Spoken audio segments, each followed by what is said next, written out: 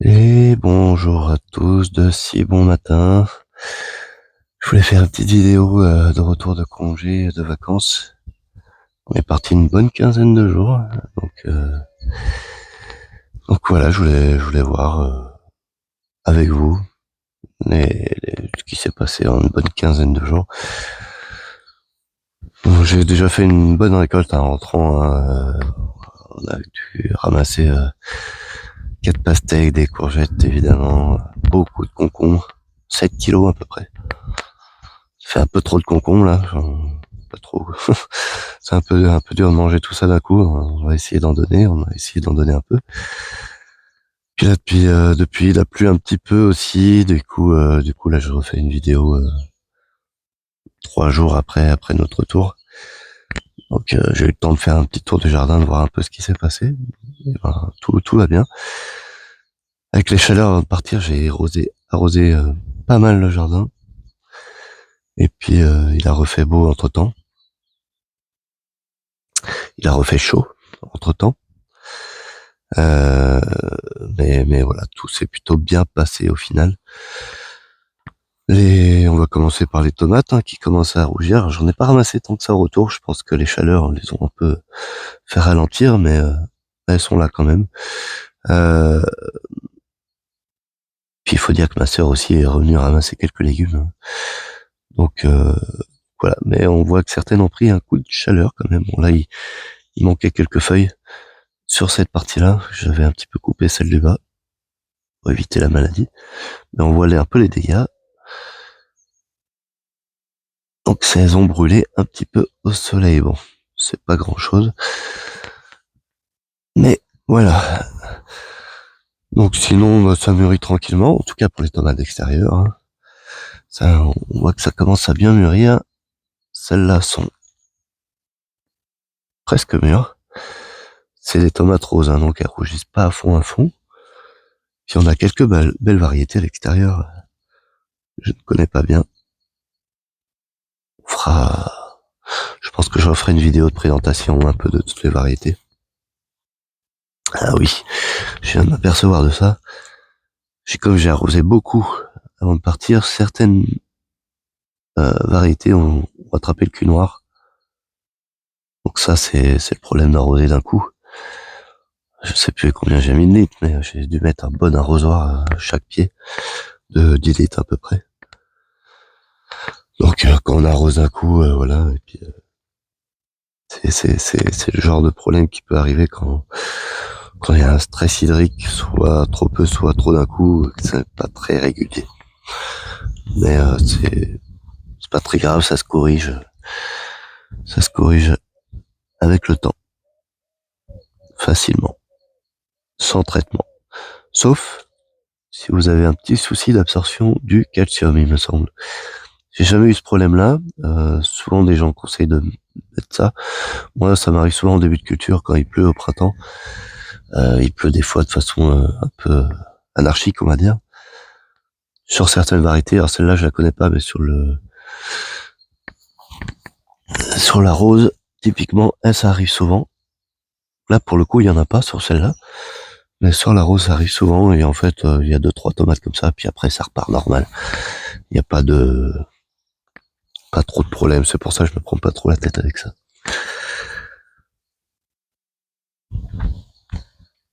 Euh, on a aussi des petites variétés comme ça, assez sympathiques. Donc c'est en train de mûrir aussi. Je sais pas ce que ça va donner.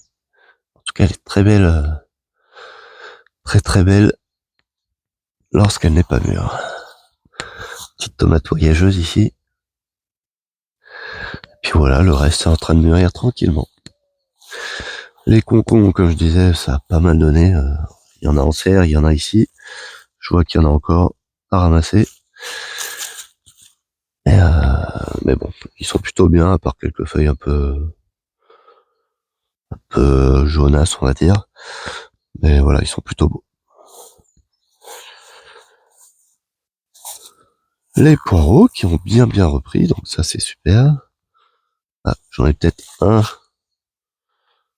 qui a cramé avec une chenille dessus. Je sais pas ce que c'est comme chenille. train de se faire attaquer par des fourmis. Si vous savez me dire,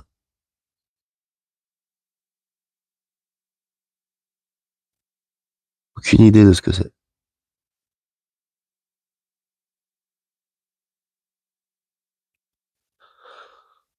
Je pense pas que ce soit ça qu'on appelle le ver du poireau, ça me paraît un peu gros. Puis de toute façon, là, c'était un tout petit poireau qui vient d'être implanté, donc les autres paraissent bien. Ah, il y en a un qui fait un truc bizarre, là. Bon, il était un peu enfoui sous la paille.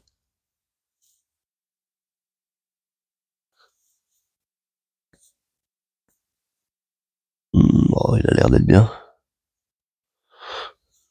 Il est juste un peu à l'air emmêlé, le pauvre. Mais sinon, dans l'ensemble, ils sont plutôt bien repartis. J'ai les blettes très belles, pas de soucis, un petit peu chaud, je pense aussi, sur certaines feuilles. Et les choux, hein, les choux de printemps, j'en ai mis cette année. J'aime pas trop ça parce qu'ils ont tendance à se faire bouffer par pas mal de choses. Et les deux qui ont survécu, j'ai oublié de les ramasser. Du coup, les choux-fleurs, ils ressemblent plus à rien. Ils ressemblent plus à des choux-fleurs. Les poires de terre qui font leur bonhomme de chemin. Comme je disais, je sais pas si je vais en refaire l'année prochaine. Ça fait pas mal d'années que je fais ça et c'est productif, c'est sympa, mais voilà, c'est pas, on va dire que j'en ai un peu marre. Simplement. Les tomates jaunes, alors on en a ramassé un peu hier avec ma fille, mais qui sont en train de mûrir aussi, des petites tomates en cage. Pareil ici, des tomates, mes préférées en tomates cerises, et Negro Azteca. Je peux en manger une. Voilà, ça ressemble à ça. D'autres poireaux qui ont l'air de bien se comporter aussi, sauf, si vous savez me dire pourquoi des poireaux font ça, ça m'intéresse parce que là, ils se retournent. J'espère que c'est pas une maladie, quoi que ce soit. C'est assez bizarre.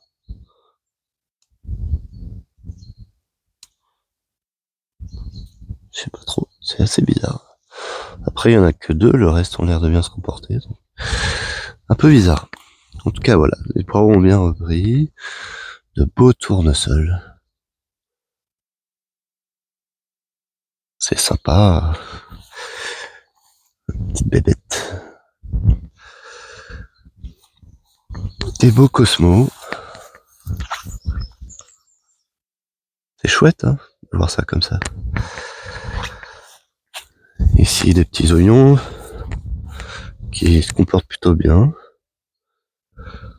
Avec une capucine. Alors, les capucines, cette année, avec les chaleurs, c'était un peu compliqué, mais il y en a quand même qui s'en sortent un peu, malgré qu'elles ont l'air un petit peu cramées par endroits. Elles sont toujours là. Et c'est des capucines sauvages, on va dire, qu'on repoussait un peu tout seul. Mais celles que j'ai mises, elles ont complètement cramé. Hein. En tout cas, les oignons se portent bien. Les betteraves, alors j'ai remis des betteraves en semis avant de partir en vacances, quelques semaines avant. Du coup, je vais compléter la parcelle. Faut que je nettoie un petit peu. J'ai pas eu le temps de nettoyer le potager. Hein. Il y a pas mal d'herbes qui ont repoussé un petit peu par endroits. Surtout que là, il y a déjà une culture, donc je pense que les herbes en ont profité quand j'ai retiré la culture. Et du coup, les betteraves, en tout cas celles qui ont été implantées, ont bien repoussé. Des échalotes il faut que je ramasse.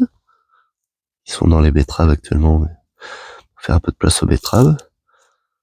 Comme il a plu, j'attendais que ça sèche un petit peu avant de les ramasser, mais cette année, ça va être une belle récolte d'échalotes. Mais c'est pas hyper dur comme culture. Hein. Si vous aimez les échalotes, n'hésitez pas à en faire, c'est assez facile à faire. Les haricots arames qui sont en fleurs. Ça, ce sont des haricots beurre. des haricots mystiques, je crois, le nom. Haricots violets qui font les fleurs en l'air et qui font leurs haricots en l'air pour faciliter la récolte. J'espère que avec les canicules et coups de soleil qui sont de plus en plus forts chaque année, ou en tout cas de plus en plus réguliers, j'espère que du fait qu'ils soient en l'air et accessibles au soleil, ça les fasse pas cramer. On verra. C'est un test de toute façon cette variété, mais je m'interroge un petit peu. Derrière, d'autres pois grimpants, haricots grimpants, que j'ai mis tout juste avant de partir, donc qui ont très bien germé. J'ai arrosé vraiment la veille de partir de vacances, et qui ont très bien germé. Donc la première variété que j'ai mis, la Blonde Hild, haricots violets également, n'avait pas du tout germé. Donc ça c'est cool. Ils sont tous là. Et puis d'autres haricots violets de l'autre côté du grillage.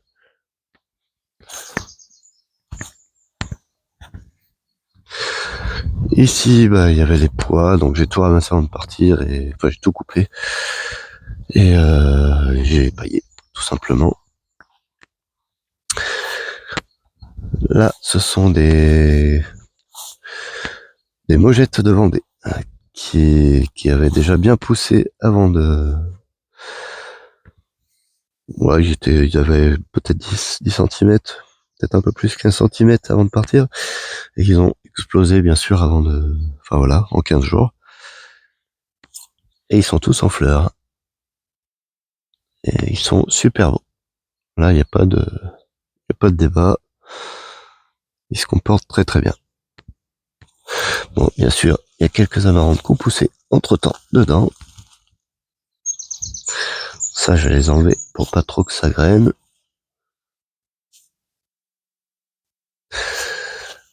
Ah, bon, raté. Je les enlèverai après. Les fraises, alors ça c'est Hérodone. Je pense qu'avec l'eau qu'elles ont eu, la pluie, puis bon, malheureusement, ils ont tendance à se faire bouffer par les oiseaux, qui eux aussi doivent avoir soif. Mais il y en a quand même pas mal qui redonnent. Et ça, c'est cool. Malheureusement, avec... Alors lui, il a explosé ce pied d'amarante. J'ai pas dû le voir avant de partir, mais il est énorme. Il va falloir que je nettoie ça aussi, la parcelle de fraises. Les courgettes, qui ont bien donné, avec une grosse courgette mûre, que je laisse, parce que j'aime bien avoir cette variété mûre en fin de saison. Donc là, je vais la laisser sûrement pour les graines, celle-là, mais en avoir 2-3, elles se conservent très très bien, et puis elles sont pas mauvaises. Donc j'aime bien, en plus des autres courges, d'avoir ça. Des melons, qui sont plutôt beaux cette année, là, 1, 2, 3, 4. Il y en a à peu près... il y en a au moins 11 que je vois, qui sont pour certains de bonne taille, d'autres un peu plus petits, et peut-être qu'ils sont aussi encore en train de grossir. Et j'en ai ramassé un pour voir s'il était mûr, parce que j'ai du mal à savoir comment ils peuvent être mûrs, en fait. Aussi bien que les pastèques, je m'en sors, les melons, je sais pas trop. Si vous avez une astuce pour savoir quand ils sont mûrs, je suis preneur. J'ai pas l'habitude de les recire aussi bien. Donc là, il y en a pas mal, je suis plutôt content. Voilà, on va refaire le tour. Hop.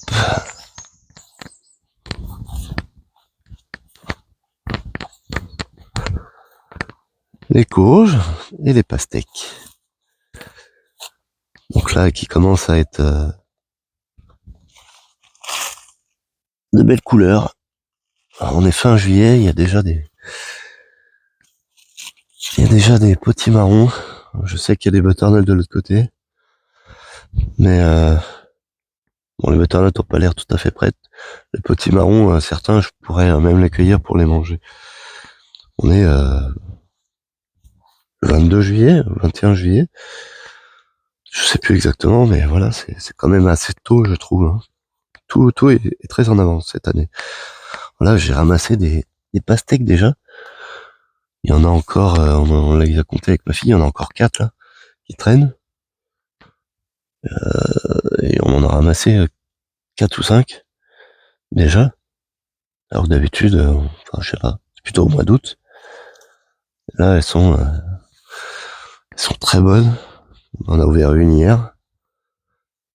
Et elles sont bien en avance, enfin je trouve, et surtout il y en a beaucoup. Enfin c'est vrai que là j'ai mis 4 ou 5 pieds de pastèque de variétés qui a priori fonctionnent bien. Donc c'est cool, mais voilà. Je suis, je suis assez content de la culture de pastèque. Comme je disais, il y a des butternuts qui sont pas tout à fait prêts, hein, ils commencent à peine à mûrir. Celles-là, elles sont un peu plus tardives que les petits marrons. Mais voilà, il y a des petits marrons un peu partout. C'est assez fou.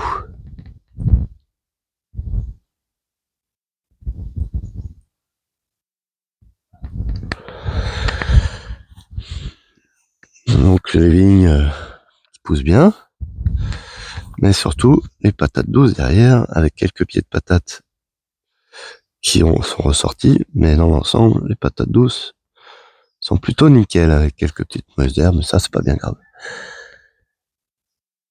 Donc plutôt content aussi, ça recouvre bien la vache.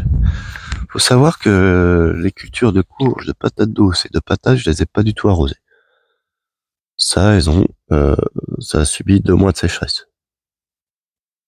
J'ai arrosé une bonne fois à l'implantation, et c'est tout. Regardez comment elles sont belles. 2 mois de sécheresse, et avec des pointes à 36 degrés. 35, ouais, entre 34 et 36. Sur quelques jours, pas depuis 2 mois bien sûr, mais avec des pointes comme ça, et une bonne moyenne on va dire entre 25 et 30 degrés, quoi. Mais en tout cas, pas de pluie. Je suis content de ce système de vache. Bien arrosé au départ, et après on s'en occupe plus. Bon là, il y a une bonne pluie, ça rattrape un peu, je pense, mais voilà, hein, ça empêche pas de produire. Donc ceux qui me disent qu'il faut arroser toutes les 2 jours ou je sais pas quoi, oubliez-moi. Les patates, qui sont aussi belles, même si elles sont un peu trop clairsemées. À mon goût, ils ont du mal à partir, hein, au départ. C'était un peu en retard, je trouve. Mais on va s'en sortir quand même, hein, il y en a pas mal. C'est cool. C'est cool. Il y aura du résultat. Et puis on va aller voir la serre.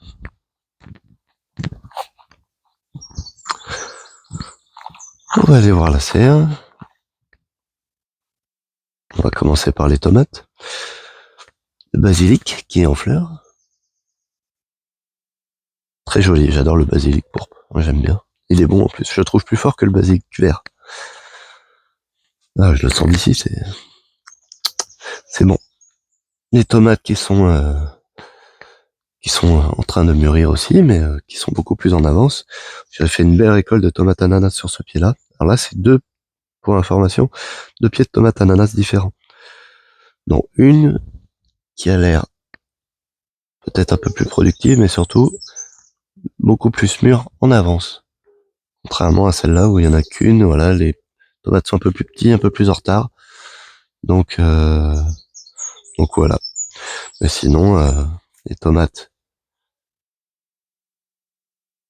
bien mûres, avec des variétés un peu plus précoces. Mais alors là, c'est une tomate verte, hein. Donc la couleur est normale, mais je peux déjà les ramasser. Celles qui sont un peu plus jaunes que d'autres. Et tomate rose, le même plan que je parlais tout à l'heure, qui, comme avec un arrosage un peu violent avant de partir, a éclaté quelques tomates. Donc il y en a quelques-unes qui ont pourri. Histoire de 3-4, quoi, c'est pas très grave. Mais au moins la récolte, les pieds se comportent très très bien et ils continuent même à pousser tout en haut. Ah, ils sont plus très loin du toit de la serre. Les bacs qui ont eu un peu plus de mal parce qu'ils n'ont pas été bien arrosés par ma sœur en l'occurrence.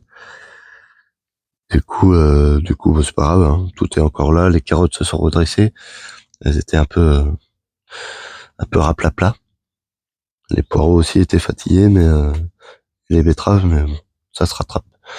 Ça se rattrape. Vous voyez, ça jaunit un petit peu. Là. En tout cas, ils sont pas morts, donc ça c'est cool. Et là, il y a des petits nouveaux parce que j'ai trouvé un petit plant d'artichaut. Du coup, ils ont pas poussé en mon absence. C'est juste que je les ai implantés là. Il y a pas longtemps. La serre, c'est le seul endroit que j'ai nettoyé. Du coup, bah, j'ai implanté les artichauts. J'ai nettoyé mes carottes aussi. Elles sont pas propres. Elles sont pas restées propres toutes seules. C'est juste que j'ai nettoyé les quelques herbes qu'il y avait là hier. Donc un peu clairsemé parce que comme j'avais semé pendant les chaleurs, euh, ça a été un peu compliqué à lever. Et puis c'est compliqué, je trouve, la culture de carottes. Moi, c'est pas ce que je préfère. Mais en tout cas, le rendu est pas si mal. Il y a juste quelques trous par endroit. Ce sont des lignes verticales. Donc vous voyez, là c'est normal qu'il y ait un trou, mais là par exemple, devant, il y a un gros trou. Enfin bon, voilà, peu importe. En tout cas, il y a des trous. Là, il y a un trou. Voilà. Le persil qui est toujours magnifique, toujours en fleurs, mais il est toujours là. Moi, je le laisse. Ça m'amuse de le voir. Il gêne pas, en tout cas. Je suis assez étonné pour cette variété de piments qui forment déjà. Ce sont des piments entiers, hein, donc ils forment déjà des piments. Et d'habitude, c'est pas avant fin août, septembre qu'on arrive à les voir. Souvent très tardif, ceux-là. Hop. Ici, j'ai nettoyé. Alors, il y avait les courgettes. Je pense que ma sœur avait pas mal récolté, mais qui faisait un petit peu, qui prenait un peu trop de place et qui faisait un peu la tête. Et surtout que j'en ai dehors, donc ça fait vraiment un peu trop de courgettes. Et puis les concombres qui commençaient à avoir la maladie. Enfin, la maladie, l'odium. Donc, donc j'ai tout coupé, sachant que j'en ai dehors aussi, que j'en ai trop. Je préfère faire de la place. Ça, pour ceux qui se posent la question, c'est de la roche rouge qui poussait un peu toute seule dans le bac. Je l'ai confondue avec autre chose quand j'ai semé. Et, je l'avais, voilà, elle était dans le bac, je l'ai enlevée pour faire de la place. Parce que de toute façon, je la consomme pas. Elle touchait le haut de la serre. Elle était énorme celle-là. Mais voilà, je suis pas forcément très fan de ce genre de plante. Là, on a une aubergine qui fait la tête, hein, qui a pas grandi depuis le début. Je pense que je vais l'enlever. Mais les aubergines, sinon, elles sont plutôt belles. Et vous voyez, je vous mens pas. Là, il y a des aubergines encore. J'en ai ramassé quelques-unes. Mais, euh, mais ça donne au mois de juillet. D'habitude, c'est plutôt, ouais, août. Peut-être même fin août. Bon, là, on est en serre, donc les conditions pour elles sont plutôt bonnes entre la chaleur et la serre. C'est plutôt cool. Donc voilà. Bah, écoutez, on a fait le tour. Comme je vous disais, un très bon arrosage avant de partir. Pour la plupart des plantes. 15 jours, ça tient largement, même ici, il a fait une bonne moyenne de 30 degrés. Hein. Peut-être un peu moins en moyenne, mais avec des pics de facilement 32. Je regardais la météo. Pendant une semaine, il a fait autour de 30 degrés tous les jours. Donc, et puis sinon, oui, entre 25 et 30 pour les jours les plus frais. Quoi. Donc, et sans pluie, à part juste en arrivant. Donc, un bon arrosage et ça passe. Seule chose qui a été arrosée par ma sœur, je lui avais demandé, je m'inquiétais, j'avais pas envie de les perdre, c'était les carottes,